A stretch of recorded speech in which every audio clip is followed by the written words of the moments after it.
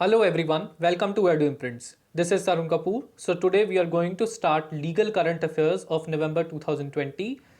I will post all the month's legal current affairs. Do not worry about this. Do not comment again and again.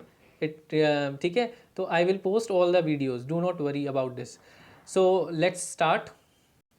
देखिए सबसे पहले है हमारी कि जो गुजरात हाई कोर्ट है उसने सबसे पहले लाइव स्ट्रीमिंग स्टार्ट करी अपनी कोर्ट प्रोसीडिंग्स की यूट्यूब के ऊपर।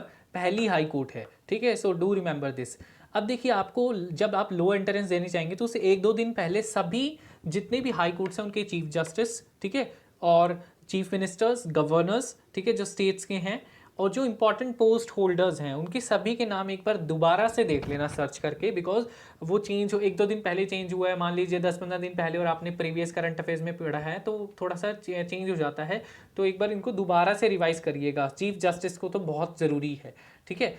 उसके बाद जो सेकंड है हमारा कि गवर्नमेंट ऑफ तमिलनाडु ने स्टिपेंड स्कीम चलाई है for the young lawyers. Basically जो जूनियर लॉयर्स होते हैं जो अपनी लॉ के जस्ट पास आउट होते हैं उनको फाइनेंशियल डिफ़िकल्टी ना हो तो उनके लिए 3000 रुपीज़ पर मंथ की स्टिपेंड बेसिकली गवर्नमेंट ने अनाउंस करी है। ये यूथ एडवोकेट वेलफेयर फंड के अंडर अनाउंस की गई है और ये बहुत ही लंबी, it has been the long standing demand of bar council of Tamil Nadu.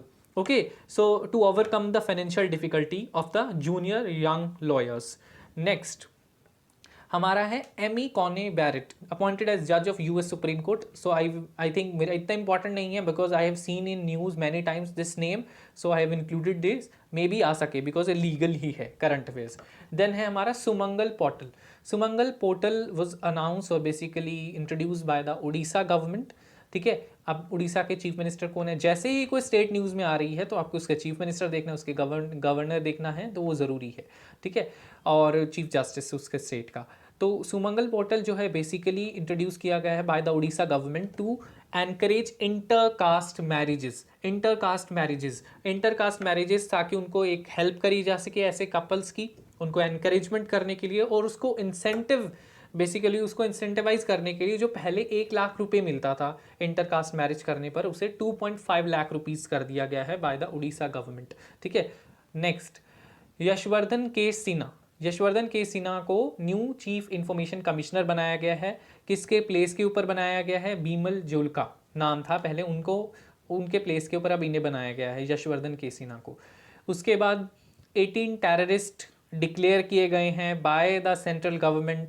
अब टेररिस्ट क्यों डिक्लेयर करे हैं बाय द गवर्नमेंट? क्या रीज़न है? For strengthening the national security and fight against terrorism, ठीक है। एक सिग्नल होता है एक किस्म का। और दूसरी बात ही किस एक्ट के अंदर डिक्लेयर किए गए हैं? वो है unlawful activities prevention act of 1967। Okay, then हमारा नेक्स्ट आ जाता है Vishal V Sharma is permanent representative to UNESCO, United Nations educational social and council, ठीक है। तो ये जो कल्चरल काउंसिल तो ये यूनेस्को की है, इसके हेडक्वार्टर्स देख लेना, इनका जो हेड है जो प्रेसिडेंट है उनको देख लेना, ठीक है। Maybe I will post UN important current affairs very soon, ठीक है। तो विशाल वी सिन्हा ये हमारे इंडिया को रिप्रेजेंट कर रहे हैं यूनेस्को में, ठीक है, इसको देख लेना, इधर वर्ड नहीं लिखा इंडिया। उसके बाद anti human trafficking police stations कौन सी गवर्नमेंट ने? उत्तर प्रदेश गवर्नमेंट ने सभी डिस्ट्रिक्ट्स में बनाने के लिए कहा है। किसकी सेफ्टी के लिए? विमेंस एंड चिल्ड्रंस की सेफ्टी के लिए, for the security of women's and children, ठीक है। It has been announce by the Uttar Pradesh government. Then हमारा आ जाता है 17th Asian law institute virtual conference हुई है जिसकी थीम थी law and justice in India, ठीक है। ये किसके द्वारा होस्ट की गई है? NLU दिल्ली। ये भी क्वेश्चन आपसे पूछ सकते हैं, ठीक है। समिट्स के ऊपर जनरली क्वेश्चन आता है किसी ना किसी लो इंटरेस्ट में, आई हैव सीन सच क्वेश्चंस। उसके बाद 7 से 9 नवंबर में हुई थी, ठीक है, इसको भी याद रखना। उसके बाद हमारा आता है काश पटेल को अमेरिका के अंदर chief of staff of America basically चुना गया है, अपॉइंट किया गया है। अभी इंपॉर्टेंट क्यों है? बिकॉज ये हमारे पर्सन ऑफ इंडियन ओरिजिन है, ठीक है, इसलिए ये इंपॉर्टेंट है। अब what is person of Indian origin, ये सर्च करिए चाहे अपनी गूगल के ऊपर, पता होना चाहिए इसका भी। अब इनका पूरा नाम है कश्यप प्रमोद पटेल, ओके। नेक्स्ट है हमारा Haryana government 75% reservation to local youth in jobs in private sector. अब देखिए, इन्होंने एक पहली ऐसी स्टेट है जिन्होंने लोकल यूथ का मतलब जो हरियाणा के यूथ हैं उनके लिए प्राइवेट सेक्टर में 75% 75% रिजर्वेशन करा है। ठीक है, इसके बाद अभी एक दो स्टेट्स ने और भी कराएंगे, वो देखते हुए उसको हम लेटर ऑन डिस्कस करेंगे, मगर नवंबर के अंदर अभी तक हरियाणा ने नहीं दिया था, तो हम हरियाणा देखिए। उसके बाद हमारा सेकंड चीज़ आ जाती है, देखिए हम ये ऐसा क्यों करते हैं, ऐसा देखते हैं कि अनएम्प्लॉयमेंट को देखते हुए ओवैसी एक रीज़न है। ठीक है, और दूसरी बात की एक बैलेंस होता है, उसके लिए भी ये चीज़ इंट्रोड्यूस करी जाती है। दूसरी बात है हमारा जो दूसरा एक्ट ये लेकर आई है, बिल लेकर आई है Haryana government, that is right to recall bill. ये बड़ा इंपॉर्टेंट है, आई थिंक ये क्वेश्चन आ भी सकता है। तो ये bye the Haryana government for the panchayats, for the you can say for the rural और अर्बन लोकल बॉडीज़ जो हो उनके लिए लाया गया है कि जोन, जैसे अब देखिए, एक होती है नगर परिषद, एक होती है नगर निगम। अब नगर परिषद होती है कि जो हमारी जो कॉरपोरेशन होती है, ठीक है, और एक म्यूनिसपालिटी होती है नगर निगम म्यूनिसपालिटी, तो उसके अंदर जो कॉरपोरेटर्स होते हैं या मेयर होता है नगर निगम के अंदर, और जो विलेज पंचायत के अंदर हमारा पंचायत जो हमारे सरपंच होता है, मुखिया भी कहते हैं कहीं कहीं पर इन्हें, तो इनको इनकी टर्म से पहले वहाँ के लोग जो विलेजर्स हैं, जो वहाँ के पर्सन्स हैं, इनको हटा सकते हैं यदि ये काम नहीं करते हैं। तो ये इस तरह का न्यू बिल लेकर आई है by the Haryana government, right to recall bill. Next हमारा आ जाता है that is Himachal Pradesh anti conversion law की फैक्ट्स। अब देखिए, की फैक्ट्स हम आपको बताएंगे। इसमें बात की गई है फ्रीडम ऑफ रिलीजन बिल। अब आपको एंटी कन्वर्जन का मतलब होता है कि यदि कोई पर्सन किसी दूसरे पर्सन को forcefully by fraud, by deception मतलब धोखा देते हुए, और for the sole purpose of marriage उसका धर्म परिवर्तन कराता है, उसका जो रिलीजन है वो चेंज कराता है, तो वो इसके अंदर अपराध है, वो ऑफेंस है। ठीक है, अब पहले से हिमाचल प्रदेश में एक लॉ है that is freedom of religion bill 2006। उसको अमेंड करते हुए, उसको रिपील करते हुए, रिपील कर रहे हैं, हटा रहे हैं, नया लेकर आ रहे हैं। 2019 में ये बेसिकली लाया गया है इन द हिमाचल प्रदेश, अब जो कि पास हुआ होगा तभी ये न्यूज़ में है 2020 के अंदर। तो अब इसके अंदर क्या चीज़ है कि कोई भी पर्सन यदि अपना धर्म परिवर्तन कराना चाह रहा है किसी भी रीज़न की वजह से, तो उनको 1 मंथ पहले डिस्ट्रिक्ट मजिस्ट्रेट को नोटिस देना होगा। डिस्ट्रिक्ट मजिस्ट्रेट जो होंगे, डीएम जो होंगे, वो इंक्वायरी करेंगे, और जो ऑफेंस है वो इसके अंदर जो है वो नॉन बेलेबल ऑफेंस है। और जो पर्सन इसको केयरफुली बेसिकली फोर्सफुली कन्वर्ट कराता है किसी को, ठीक है, तो उसको 5 साल तक की सजा का प्रावधान है। उसके बाद जो विक्टिम, यदि जिसका धर्म परिवर्तन कराया गया है फोर्सफुली, यदि वो माइनर है, दूसरा एसटी है, तीसरा एससी है या विमेन है, तो उस पर्सन को 5 के बजाय 7 साल की सजा हो सकती है। उसके बाद फेलियर टू बेसिकली, यदि कोई पर्सन नोटिस ही नहीं दे रहा है कि हम धर्म परिवर्तन कर रहे हैं, तो उसको भी सजा का प्रावधान है 2 साल का। ठीक है, तो ये किस लिए कि भी फोर्सफुली ये चीज़ ना कराई जाए। उसके बाद आ जाता है हमारा सर्ण संहिता। सर्ण संहिता झारखंड लेजिस्लेटिव असेंबली लेकर आई है, जो हेमंत सोरेन जो उनके चीफ मिनिस्टर हैं, स्पेशल असेंबली सेशन के अंदर।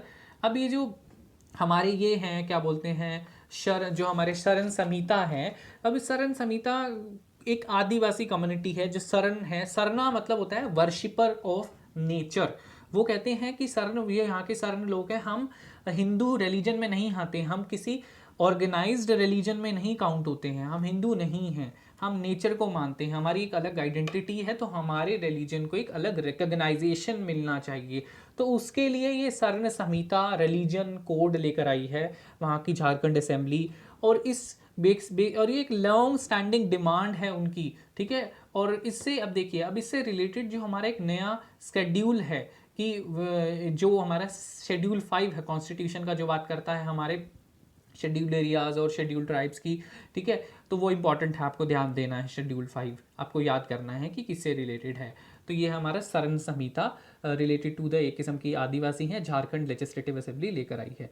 नेक्स्ट आ जाता है हमारा last is that is withdraws general consent to CBI. अब सीबीआई की बड़ी न्यूज़ में चली है। ठीक है, अब देखिए, कोई भी सीबीआई को इन्वेस्टिगेशन करनी है किसी भी राज्य में जाकर, तो उस एक सेक्शन कि एक पर्टिकुलर सेक्शंस के अंडर, ठीक है। अब जो सीबीआई है वो Delhi special police establishment act of 1946 के अंदर गवर्न होती है, ठीक है। इस एक्ट के मुताबिक चलती है सीबीआई, ठीक है, इसके अंदर आती है।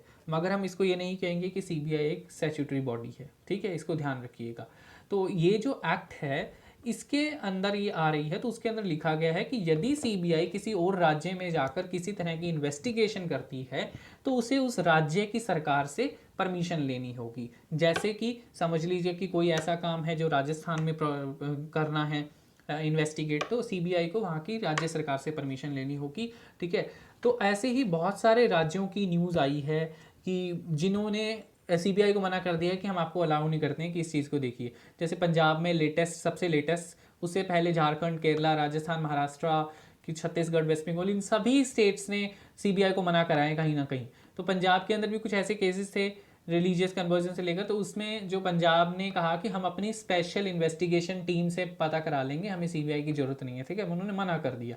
तो अब सीबीआई इंपॉर्टेंट है। तो सीबीआई क्या है? एक सेंट्रल इन्वेस्टिगेटिंग एजेंसी है। किसके जुरिस्डिक्शन में आती है? Ministry of personnel public and grievances and pensions. इसका हेडक्वार्टर कहाँ है? न्यू दिल्ली में है। Rishi Kumar Shukla is the present CBI director, ठीक है। अब ये स्टैट्यूटरी बॉडी नहीं है और आपको परमिशन लेनी पड़ती है फ्रॉम द सेंट्रल गवर्नमेंट।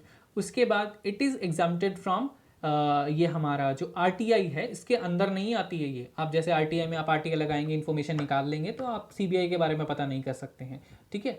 और दूसरी बात, हाँ, एनआईए भी बड़ी न्यूज़ में चली है। एनआईए एक ऑल इंडिया बॉडी है। एनआई के लिए आपको स्टेट से परमिशन लेने की ज़रूरत नहीं है, ठीक है। तो इतना डिफरेंस आप देख लीजिए।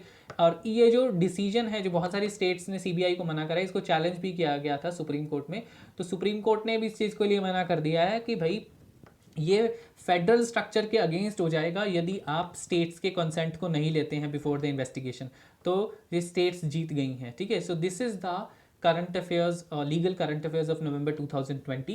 So if you found this video informative, and please do like, comment and share this video, and please share this video. I have seen some students कि जो मुझे बता रहे हैं कि लास्ट ईयर nobody tell कि मेरे फ्रेंड ने मुझे नहीं बताया कि ये चैनल ऐसा कुछ है। तो इसलिए आप अपने फ्रेंड्स को बताइए, मदद करिए, ठीक है। और ऐसा ना सोचिए कि कंपटीशन है तो हम किसी को नहीं बताएंगे। तो इस तरह के एक्ट्स ना करिए, ठीक है। हेल्प कीजिए दूसरों की। And do not forget to click on the subscribe button and hit the bell icon. Thank you so much. Have a nice day.